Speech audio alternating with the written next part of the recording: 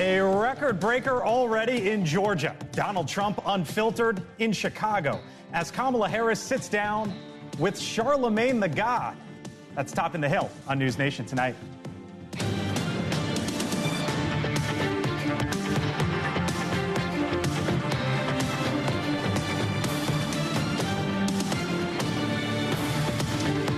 Good evening. Welcome to Washington. I'm Blake Berman. So, will both Donald Trump and Kamala Harris soon sit down for the Joe Rogan experience? There are reports tonight that could be coming in the upcoming days. But today, two very different events for the top two. Donald Trump taking questions at the Economic Club of Chicago, where he vowed to make tariffs a staple of his presidency. Would not say if he's talking to Vladimir Putin, but did suggest his administration would not break up Google. If I'm going to be president of this country, I'm going to put a 100, 200, 2,000% tariff. They're not going to sell one car into the United States. Can you say yes or no whether you have talked to Vladimir Putin since you stopped being president? Well, I don't comment on that, but I will tell you that if I did, it's a smart thing. I'm not a fan of Google. They treat me badly. But are you going to destroy the company by doing that? And tonight, Kamala Harris just sat down for an interview with the popular radio host Charlemagne the God as she tries to convince black voters to punch their ticket for the Democratic nominee.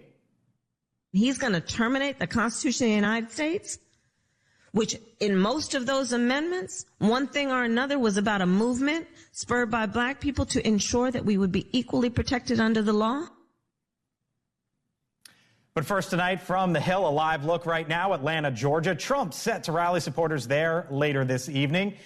And the timing is not coincidental. Early voting beginning in the key state of Georgia today. And tonight we can tell you that they are seeing blowout turnout. That's how one of Georgia's top election officials is describing the scene there. According to the latest figures, nearly 252,000 Georgians voted today all across the state. That is almost double the roughly 136,000 who did so on day one in 2020.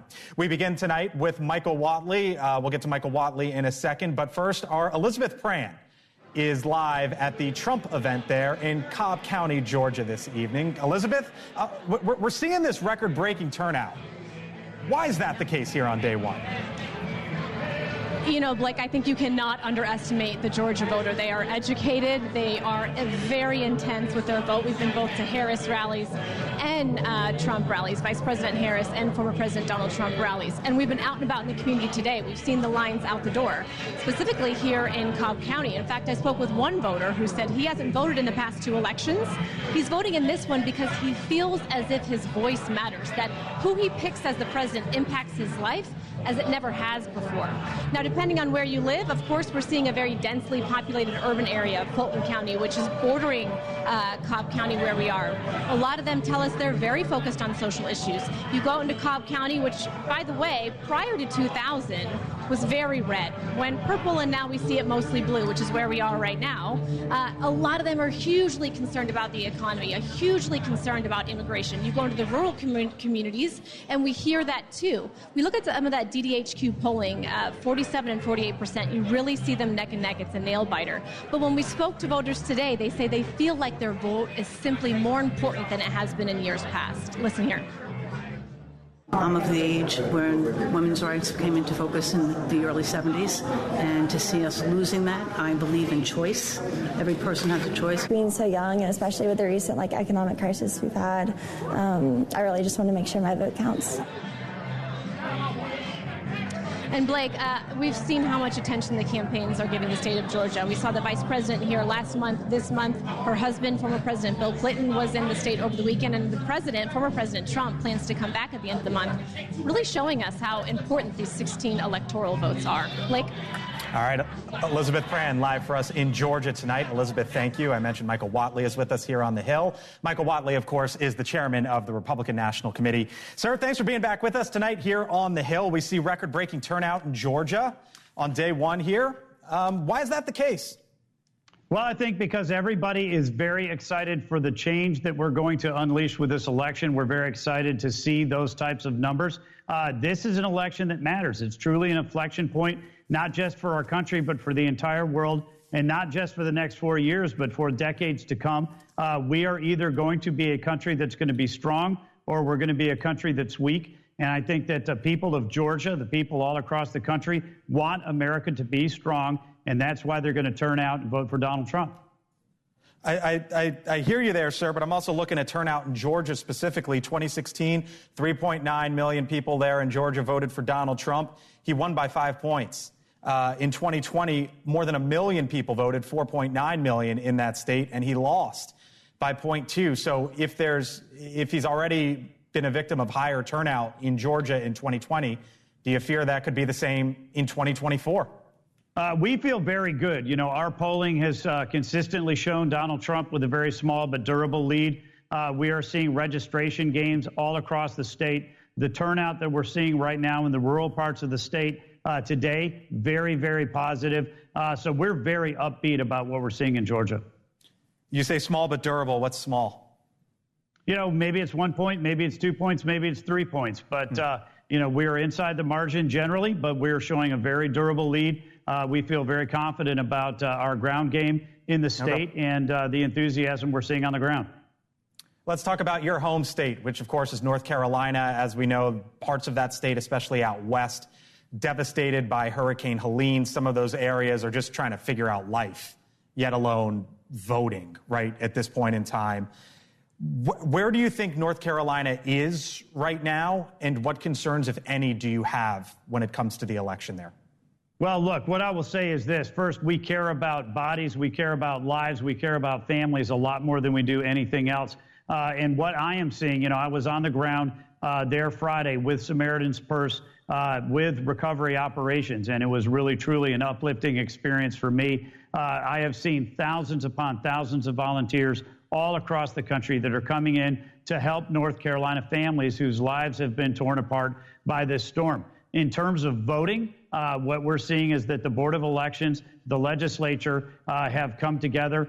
They have put out a series of changes that are going to allow these counties to get early voting and Election Day precincts up and running.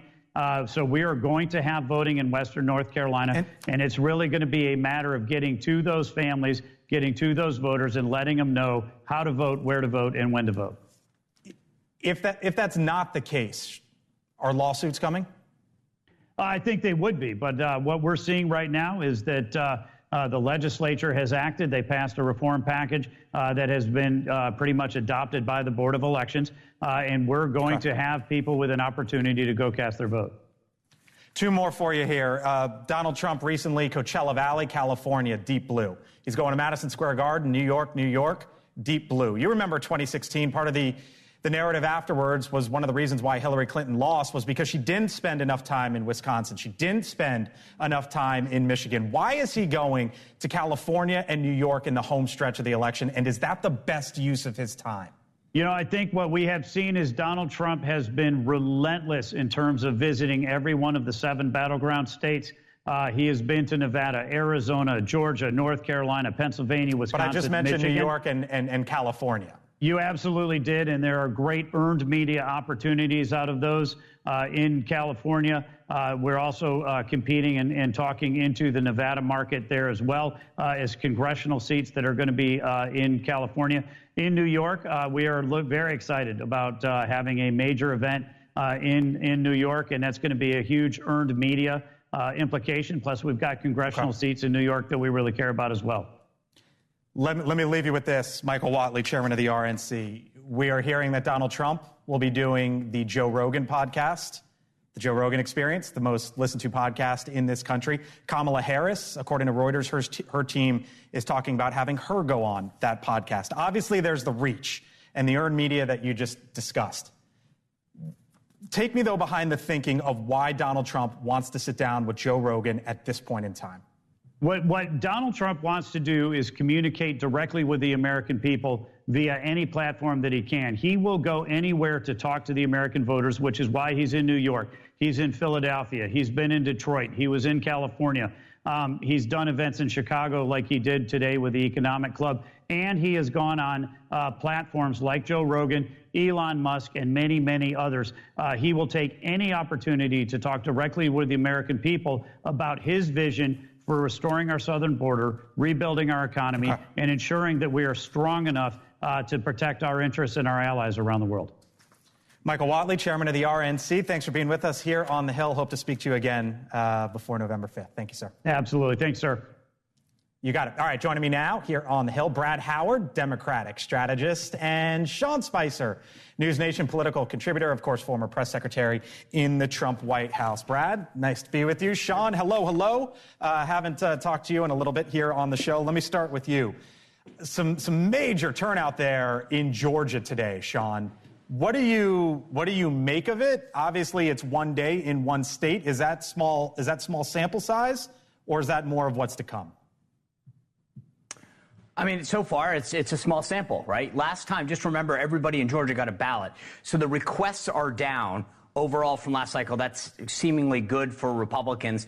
But again, I think we're going to have to keep an eye on this. Who are those people? Are they 404 voters? In other words, are they banking their vote, or are these low propensity voters? Who the voters are matter, whether it's a sustained effort. So if we talk again in a week and the Democrats have really turned out a lot of their folks, particularly in those key suburban or urban areas, and that's going to be a good sign for them. This race right now in Georgia has been extremely close, with Trump trending in a very positive way. Both publicly and internal polls have him up 1 or 2 points. So I think that we're fine, but this might be a bit early to forecast Georgia. It's interesting, Sean, because I was talking to a nonpartisan pollster earlier today who said the exact same thing you did, which is talk to me in a week when we start to match up the ballots and who's coming in, and then we'll be able to get a better picture of what this early surge means. Brad Howard, on the Democratic side, you're concerned. Overall, but tell me why. Let me first say with Georgia that I think Democrats know that we have a lot of, based on the pandemic in 2020, and even before that, we've now come to realize that we have to bank our votes in early voting as much as possible. A vote now is a vote we can chase other votes of folks that haven't submitted their ballots. So this is critical. We've made an investment in early voting for years now, and so I think it's smart what they're doing. And they had on the campaign trail, by the way, Bill Clinton, who was really good in those rural counties, not to mention Jimmy Carter today got to vote for Kamala Harris as well. So the exciting stuff there. More broadly, though, I do think the Harris campaign did a great job kind of pushing her out into the public sphere and introducing her to voters. I think she reset the race, balanced it out. I think brought it to a dead heat, which was an enormous task, and she did that. I think the problem is now we've got to present a vision to voters. And so far, the Harris campaign has not done that. We've discussed policy. She's gone out there and she's answered questions. But where's the vision, and where are you taking us, and where are you leading? And there's no unifying kind of rally cry right now. The rally cry previously was, we've got a new candidate, we're excited. Right. Now it's got to be about vision. You said to me you don't even know the slogan. I don't know. I don't know a slogan. I don't have any. We at least had time with her with Hillary. I argue that's kind of a bad slogan. But I just think that she has got to present and make the case to the American people. Here is where we're going. Here's where I'm going to lead you, and here's why. And we're getting there, but she hasn't quite done it yet. So, Sean, I just heard Michael Whatley say small but durable in the state of Georgia. Why isn't Trump leading more, Sean?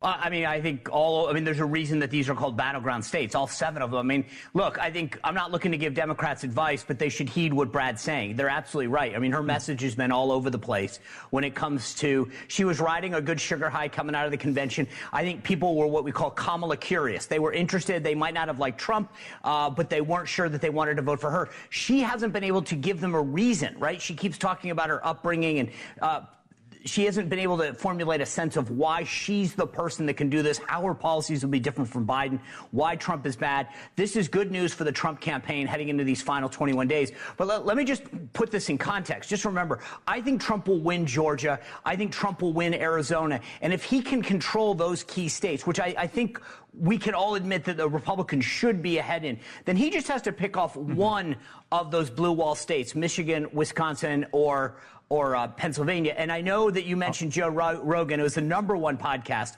I have probably the #2 or #3 podcast. And I did a Road to 270 map showing everybody where these states were. I mean, you can go through.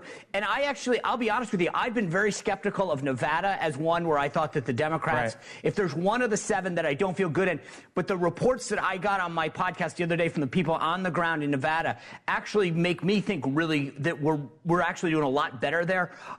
I would rather be us than them heading into these final 21 days. You would rather be the Democrats than the Republicans? No, you would rather be Republicans and Democrats. I'd rather be us. I'd much rather be in our... You were shaking your head during that. First of all, I would much rather be in our position because I think Trump has a ceiling and I think he's at it. I think Kamala's ceiling is much higher if she can get it, and I think she's got to come up with a compelling closing argument that unifies the country, presents a positive vision forward. But on Georgia's going to be an epic battleground where a ground game is going to matter. Democrats have historically better operations, and particularly in the black community, in turning out votes. I think the Democrats, that's what's going to edge them to victory in Georgia. And Arizona, I think, is going to be blue. Got to leave it there, gentlemen. Thank you. Brad, I'll see you later in the show. I will say this. You asked the right question, Chairman Watley. I'll leave it there. But I think the legal aspect of this post-election in Georgia, Arizona, North Carolina, I think you're on to something there, and I'd keep an eye on it because the legal piece on both sides is going to be something worth watching. All right, Sean Spicer, last word. It's like you've held a podium before. Thank you, sir. Appreciate it. We'll see you back here on the Hill. All right, still to come here on the Hill. The Pentagon investigating reports of suspicious drones flying over a U.S. airbase. Why the same government agency that investigates UFOs is now involved. Plus, Kamala Harris sitting down for an interview with Charlemagne the God. What she said. We'll show you coming up on the other side. And they're back. The giant pandas. Yes, they're back in Washington today. I'm Blake Berman. This is The Hill on NewsNation. We're back in 4.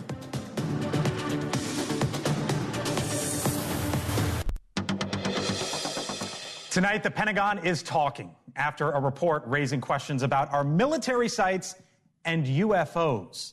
The Wall Street Journal reporting that late last year, suspicious unidentified drones swarmed above Langley Air Force Base in Virginia for 17 days without anyone being able to pin down what it was and why it was happening. The Pentagon asked today why those drones weren't shot down. I'm not aware that they did not have any authority to shoot it down or to shoot anything down.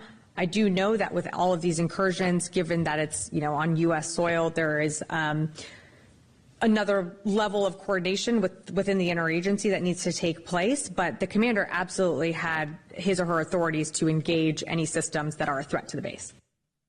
Our Joe Khalil joins me live here. Joe, hello. Good to see you. Great to see you. You've been covering the UAP, UFO stuff from the jump. Yeah.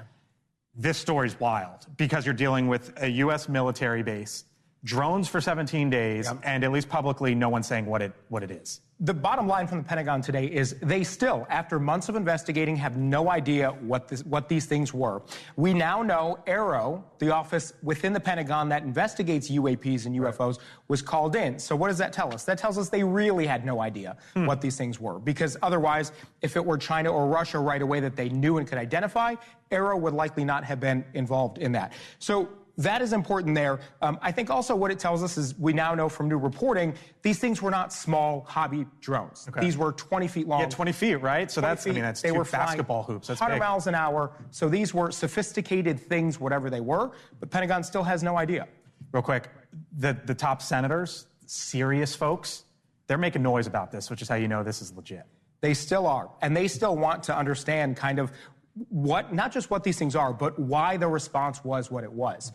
They could have shot those things down if they wanted to, but there were risks involved. And what I've heard from my reporting is there's a lot of bureaucracy. You got to get authorization from the military, the FAA, from others.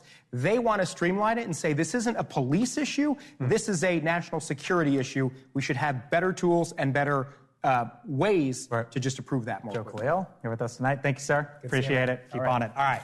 Meantime, over in western Colorado, residents of Montezuma County are cutting down barbed fences that were installed by a polygamous group known as the Free Land Holders. According to the county sheriff's office, the group claims 1,400 acres of land is now theirs under the Homestead Act, which was put into place in the 1800s. but was repealed in 1976. That act, signed into law by former President Abraham Lincoln in 1862, it grants any citizen to claim 160 acres of public land for a minimal filing fee.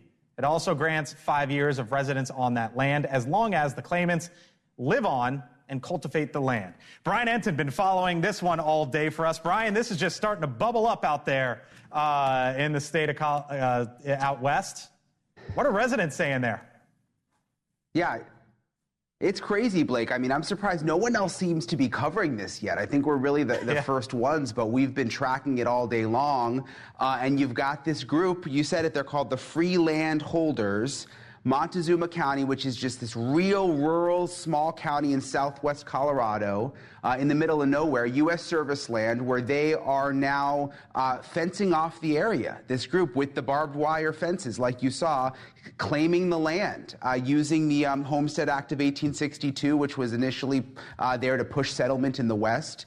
And they're saying that they can now use that act to claim the land. The interesting part is they're part of the Fundamentalist Church of Jesus Christ of Latter-day Saints, which, of course, is connected to polygamy, Warren Jeffs, all of that, which has got the locals really upset. There was a cross-country meet that had to be moved. You know, they used that land for grazing. There's hiking trails that they've now blocked off. So a federal judge is now going to have to get involved, but it could turn into a sticky situation, Blake. Brian Enton, who I'm sure will stay on top of this one out there in Colorado. Brian, thanks for being with us tonight. Appreciate it. Thanks, Blake. All right. Yep. All right. Still much more ahead here on the Hill. Vice President Harris continues her media blitz as she makes an effort to try to gain ground among black male voters. So is her strategy working? Is she going to go on Joe Rogan? And a live look, Atlanta, Georgia, where Donald Trump expected to speak within the next hour. We'll take those remarks when they happen, when the Hill returns.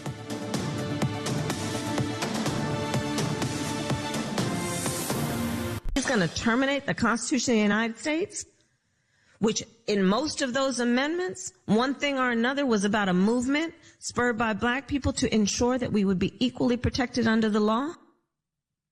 Welcome back here to the Hill on NewsNation. I'm Blake Berman. That a little while ago, the Vice President, Kamala Harris, speaking with the popular radio host Charlemagne the God. With 3 weeks left until Election Day, Harris is making a concerted effort to reach out to black voters, specifically black men. There is growing concern among Democrats about black men and whether or not they will come out to vote. That concern includes former President Barack Obama. You're thinking about sitting out or even supporting somebody who has a history of denigrating you? Because you think that's a sign of strength? Because that's what being a man is? Putting women down? That's not acceptable. Here's part of Harris's latest outreach. She describes what she calls an opportunity economy for black men, in which she's proposing to legalize marijuana and offer loans for black entrepreneurs, add new pathways for careers and education, and creating a national health equity initiative, which would address health conditions that disproportionately affect black individuals. Joining me now is the Democratic Congressman from the state of Maryland, Glenn Ivey. Congressman, thanks for being back with us here on the Hill. Barack Obama clearly concerned with what we've been witnessing here in the last week, and we've seen some of the numbers. Recent New York Times poll. Let me show you, speaking of the numbers, the recent elections. Democratic nominees for president. Barack Obama with black voters was in the mid-90s, mid to low 90s. Hillary Clinton, 88. Joe Biden at 87. Kamala Harris is polling in the mid-70s. Why? Well, I think part of it is just an effort that has to be made to introduce herself to voters further than she has already. We got to keep in mind that, you know, she wasn't on the top of the ticket just a couple of months ago.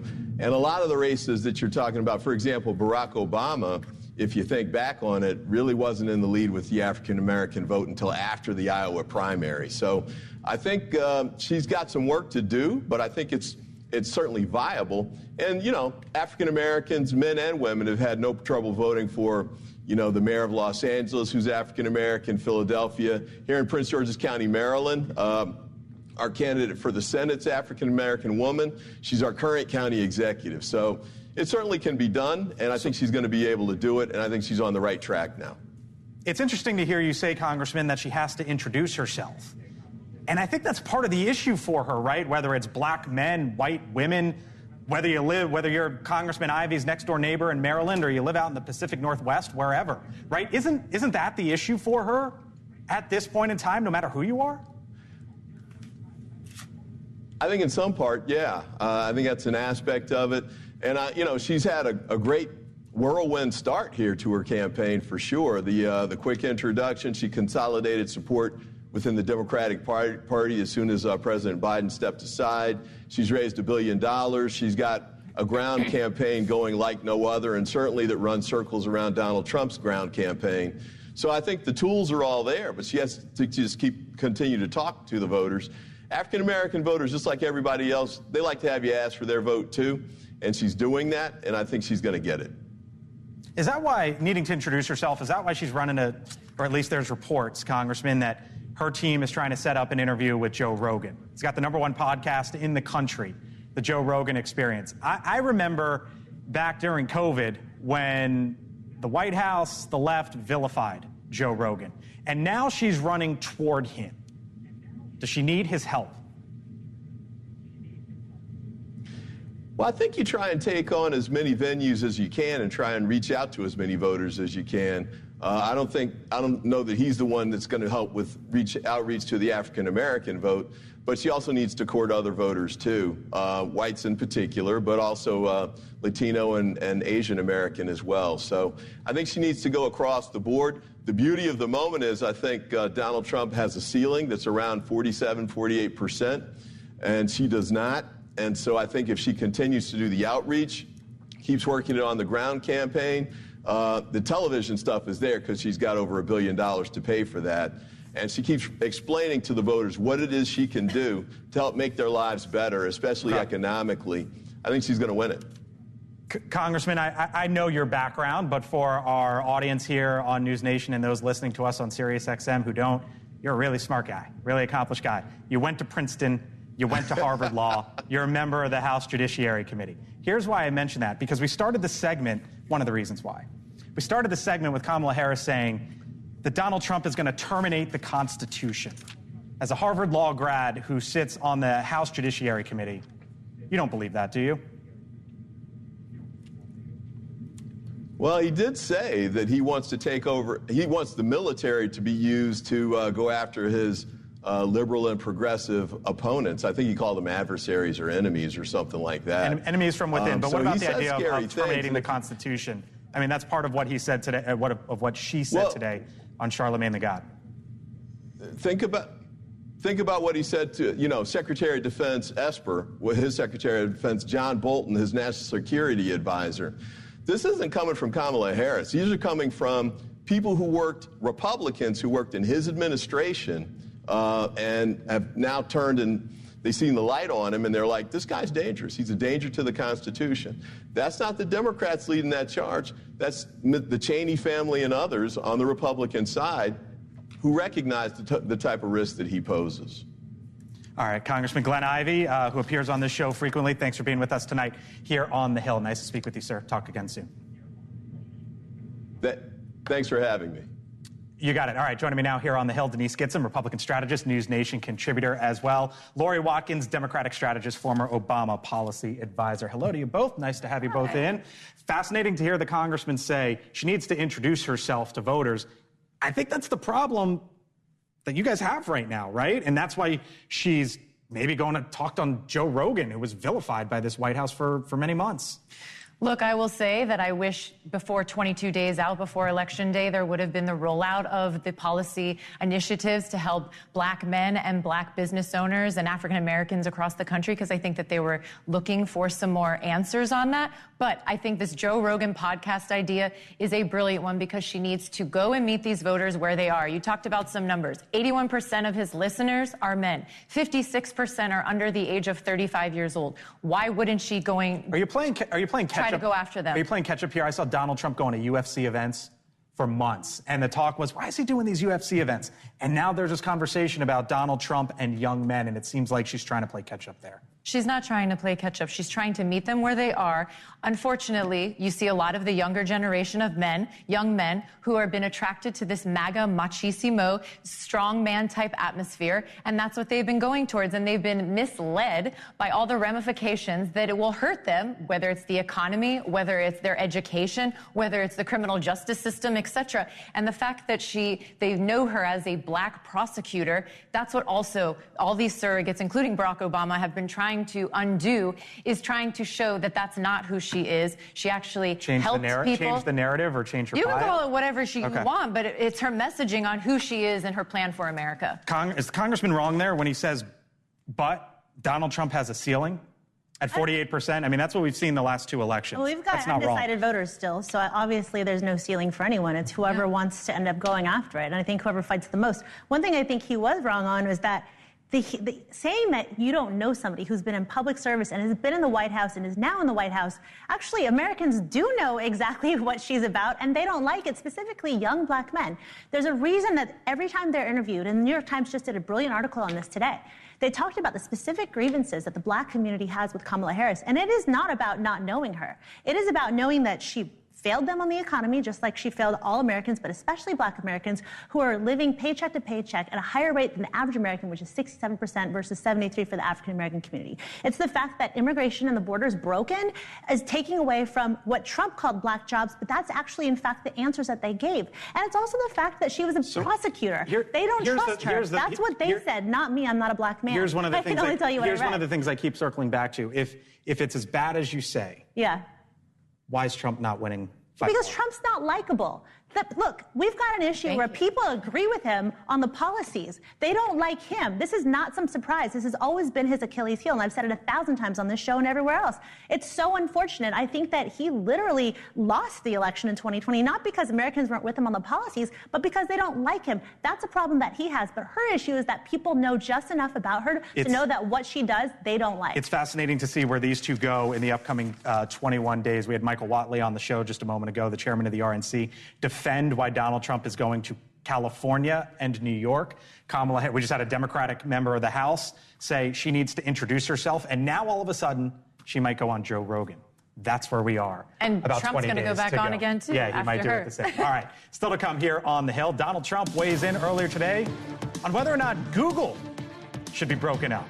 And a live look in Atlanta right now. Donald Trump to speak there any moment now. He was unfiltered earlier today at the Economic Club of Chicago. We will show you some of what he said, plus panda diplomacy. Ah, yes. Look who's back in Washington. We're back in a few. Nevada, Thursday. Democrat Jackie Rosen fights for re-election against Republican Sam Brown. It's a debate you'll see exclusively on NewsNation. Debate Night in America. Thursday at 10, 9 Central, only on NewsNation. All right, welcome back here to The Hill on NewsNation. Donald Trump has had a historically rocky relationship with some of the big tech companies, including Google, who he has threatened to prosecute for, quote, only showing bad stories about him, end quote. Well, today, during an interview at the Economic Forum in Chicago, he was asked whether he would support breaking up Google. Watch. I do something, but you have to have, look, I give them a lot of credit. They've become such a power. It's a very dangerous thing because we want to have great companies. We don't want China to have these companies. Full panel here with me now. Brad Howard, Democratic strategist. Denise Gitsom, NewsNation political contributor. Michaela Carr is the former chief of staff for Kevin McCarthy. And Lori Watkins, former policy advisor to President Obama. Hello to you all. We got the sunset behind us here. Look at that sunset behind me right now, by the way. Beautiful here in Washington. It was a fascinating answer, I thought, from Donald Trump today. What he said on Google, and then he was asked, you heard him mention there, China. He was then asked about TikTok. And he said, basically, he views everything as a threat, considering he's a former president of the United States who had a bullet just whiz by his head. I found that exchange there earlier today fascinating. Yeah, it was really interesting, and I think the TikTok answer specifically is going to be of interest to the American people. Of course, he was one of the leaders on understanding what a threat TikTok was because of the ties to China.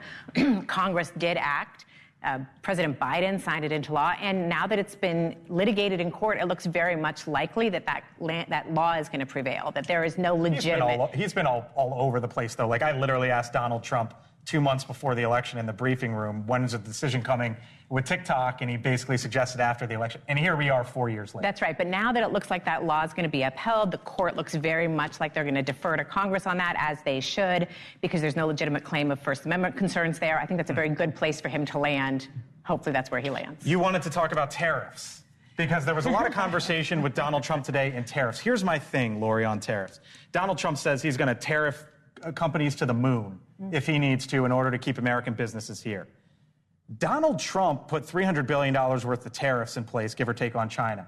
Joe Biden has kept every single one in place and added some. They're the Trump-Biden tariffs, you could say. I want to know what Kamala Harris is going to do on tariffs.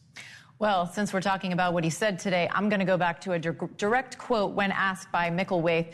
He said, $3 trillion worth of imports, and you will add tariffs to every single one of them and push up the cost for all of these people to buy foreign goods. This is just simple mathematics. I've been talking about this on your show for weeks. Tariffs mean a tax on goods that are made overseas, particularly Chinese goods that are coming to all these goods at Walmart, TVs, DVD players, audio, whatever it is. These are going to increase in cost, and the consumer is going to bear the brunt of this. And he is wrong on all fronts that he thinks that foreign governments are going to pay for this. The American consumer is. Am I the only one wondering what Kamala Harris is going to do on tariffs? Yeah. Because Joe Biden kept every single tariff in place, and I have no idea what she would do if she wins. Here's the reality. We can't isolate ourselves from the world that's becoming ever more interconnected every day. And the truth is, you cannot put enough tariffs in place to disconnect us from overseas manufacturing. But what my concern is that is what Trump, the nonverbal in that exchange, though, was fascinating. In that I think Trump was particularly effective in looking like, calling the Wall Street Journal dumb, saying y'all have been wrong for the last 30 years. I think there's a lot of blue-collar, Rust Belt state voters that would agree with him. Say heck yes? Yes, and I think that's, my concern is, I agree with you, tariffs are taxes on the American people, and I think, if you're anywhere in manufacturing, you've got to be throwing alarm bells up in the air. But his point was, just the threat alone, he's trying to bring businesses back and keep them there, and I think that's smart. I feel like this is crazy. For somebody who's been in Republican politics her whole life, you guys sound just like Republicans used to. Well, hold on, wait a second. I'm a Republican. I think the policy is wrong. Think tariffs are bad? So here's what I'm saying, is our party's changed. Yeah. Because they have embraced populist movement, just like Kamala Harris needs to as well if she wants to win this election. And listen, when Trump was in office, the AFL-CIO supported what he did on tariffs. Why do you think amongst the Teamsters, 65% of their membership was supporting Trump in this election? You guys, he is genius. This is when being a reality TV star really works to your advantage. And micro-targeting, which we termed under Matthew Dowd in Bush 04, we talked about micro-targeting audiences. He is not speaking to the Chicago economics, whatever people. He's talking to the blue wall voters that he needs to win. All right. Meantime, Kamala Harris sat down for an interview with Charlamagne the God. He is one of the most popular radio hosts in this country. This happened just about an hour ago. She spoke about the differences between herself and Trump. It's two very different visions for our nation. One mind that is about taking us forward and progress and investing in the American people, investing in their ambitions, dealing with their challenges. And the other, Donald Trump, is about taking us backward. The other is about fascism. Why can't we just say it? Yes, we can say that. There's that. She also said Donald Trump is going to rip up the Constitution. She did say that. And I think it's interesting, we're talking about her doing all of this media tour to kind of introduce herself to the country or reintroduce or reintroduce, because she's trying to run away from her disastrous record. Meanwhile, Trump spent the day at the Economic Club talking without notes, without a teleprompter about the economy and making that distinction. And the reason you want to know what Harris is going to do about tariffs is because she won't answer any substantive questions. We had Glenn Ivey on the show, Congressman, Democrat, who said she basically needs to introduce herself to the country. And during that interview she basically was asked about talking points, and she made it a positive that she sticks to talking points. Does she need to get off that? No, I think message discipline is an important strength. I think when men do it, it's perceived as a strength. When women do it, it's perceived as a weakness. So she's got a point there. But Kamala, they talked about the difference between her and Trump there. I think she should have been talking about the difference between her and Biden. Like, where is she her own? What lane is she going to be in? She still hasn't answered the question, what would you do? What would you do differently? Madam Vice President, what would you do differently? Yeah. Well, that was a missed opportunity, and everyone has pointed it out. She could have talked about the economy. She could have talked about inflation, et cetera. She also could have talked about her blackmail economic policy that she just rolled out yesterday. That could have been something. But I think it was clear to me watching today, and I think millions of other people that were watching, when Donald Trump is pressed on his plan for the economy or any of his plans, he goes right into this sad little boy in the corner. You can see it. And then he starts to lash out at the moderator or the person asking the questions. It showed that he does not understand the mechanics of the economic plan that he is running on. I got to talk about pandas, so give me your best 20 seconds. Yeah, listen, I think at the end of the day, we all need to respect the voters. The voters are telling us that with a 10+% margin, they trust Trump in the economy because guess what? He has a record to run on. And that was a winning record for black men, for black women, for white men, every single American did better under Donald Trump. And if he just sticks to that line, he's going to win. Dead heat race, by the way, all part of the conversation. By the way, did you see this earlier today? The National Zoo here in Washington got a special delivery via FedEx. Two pandas. Bao Li and King Bao landed at Dulles International Airport this morning, were transported to their new home. They will spend the next 30 days in quarantine to acclimate to their new habitat before their public debut here at the National Zoo, January of 2024. If you're in the area, you can check them out. Thank you all. Appreciate it. Fascinating discussion. On the other side of the break, as we take a live look, Atlanta, Georgia, Donald Trump makes a play for that battleground state, and Leland Vitter, host of On Balance, joins me live. You're watching The Hill here on NewsNation.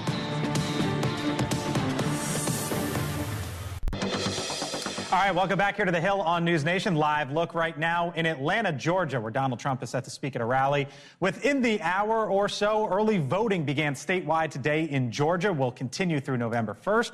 Election day, of course, November 5th. Leland Vittert, host of On Balance, joins me now. They had a pretty fascinating scene in Georgia today. 250,000 plus Georgians voted on the first day of early voting. It was like 135,000 last go around, nearly 2x compared to 2020 today. Well, first of all, democracy works, right? Number one, that you got 250,000 people voting the first day of early voting. Number two, the wait times were 55 seconds. According to the Secretary of State's office, so that's good. And number three, I'm old enough to remember when Georgia's voting law was called Jim Crow 2.0. It was going to end voting. It was going to disenfranchise everybody. Somehow that has not proven true. So great. And look, the fact that you can say good things about the way the vote is being done in a state as critical as in Georgia,